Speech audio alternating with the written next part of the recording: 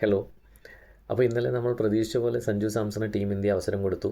സൂര്യകുമാർ യാദവിനും ഗൗതം ഗംഭീറിനും നന്ദി പറയണം. കാരണം വളരെ ക്രൂഷ്യലായിട്ടുള്ളൊരു മാച്ചാണെങ്കിലും സഞ്ജുവിൻ്റെ പുതിയ IPL ഗ്രൗണ്ടിലേക്ക് അദ്ദേഹത്തിനൊരു നല്ല രാജകീയ എൻട്രി കൊടുക്കാൻ അവർ സമ്മതിച്ചു എന്നുള്ളത് തന്നെയാണ് വലിയ ഒരു കാര്യം.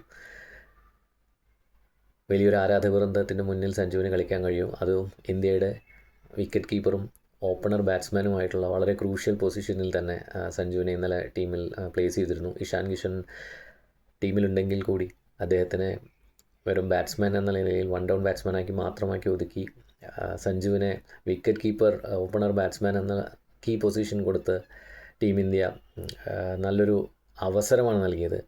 അത് എത്രത്തോളം സഞ്ജുവിന് മുതലാക്കാൻ കഴിഞ്ഞു എന്നുള്ളതാണ് ഇപ്പോഴത്തെ ചോദ്യം.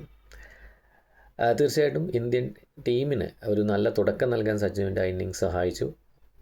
കഴിഞ്ഞ കുറച്ച് മാച്ചുകളിലായിട്ട് നമ്മൾ കാണുന്ന പെട്ടെന്ന് തന്നെ അധികം റൺസ് എടുക്കാതെ പവർ പ്ലേയിൽ പെട്ടെന്ന് വിക്കറ്റ് പോകുന്നൊരു സിറ്റുവേഷൻ ഉണ്ടായിരുന്നു. ഇന്നലെ അഭിഷേക് ശർമ്മയ്ക്ക് അധികം പ്രഷർ കിട്ടാതെ സഞ്ജു ശ്രദ്ധിച്ചിരുന്നു. അപ്പോൾ അതൊരു നല്ല എന്താ പറയുക, ഒരു ടീം പ്ലെയർ ക്വാളിറ്റി തന്നെയാണ്. പക്ഷേ ടീമിൻ്റെ ഒരു മാച്ച് വിന്നർ എന്ന നിലയിലുള്ള പെർഫോമൻസ് സഞ്ജുവിന് ഇന്നലെ കാഴ്ചവെക്കാൻ കഴിഞ്ഞില്ല എന്നുള്ള ഒരു വിഷമവും ഒരു നിരാശയും നമുക്കുണ്ട്.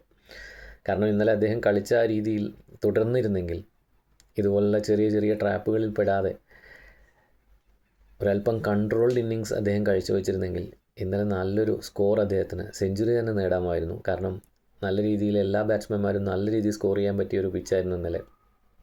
അപ്പോൾ സഞ്ജുവിന് ശേഷം കളിച്ച എല്ലാവരും അദ്ദേഹത്തെക്കാൾ കൂടുതൽ സ്കോർ ചെയ്തിരുന്നു എന്നുള്ളതാണ് ഒരു വസ്തുത. അപ്പോൾ അത് സഞ്ജു മനസ്സിലാക്കി കാണും. അദ്ദേഹത്തിന് കൈവിട്ടു പോയ ആ ഒരു അവസരം. തീർച്ചയായിട്ടും ഇനിയും മത്സരം ബാക്കിയുണ്ട്. പക്ഷേ അടുത്ത മാച്ചിൽ വെസ്റ്റ് ഇൻഡീസിനെതിരെ സഞ്ജുവിന് ഇതുപോലെ അവസരം ടീം ഇന്ത്യ കൊടുക്കുമോ എന്ന് കണ്ടറിയണം.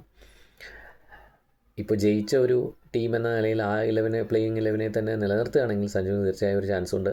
പക്ഷേ സഞ്ജു, നിങ്ങൾ അടുത്ത മാച്ചിലെങ്കിലും നിങ്ങളുടെ സ്വന്തം ആരാധകർക്ക് വേണ്ടി നല്ല ശക്തമായൊരു ഇന്നിങ്സ് കാഴ്ചവെക്കൂ.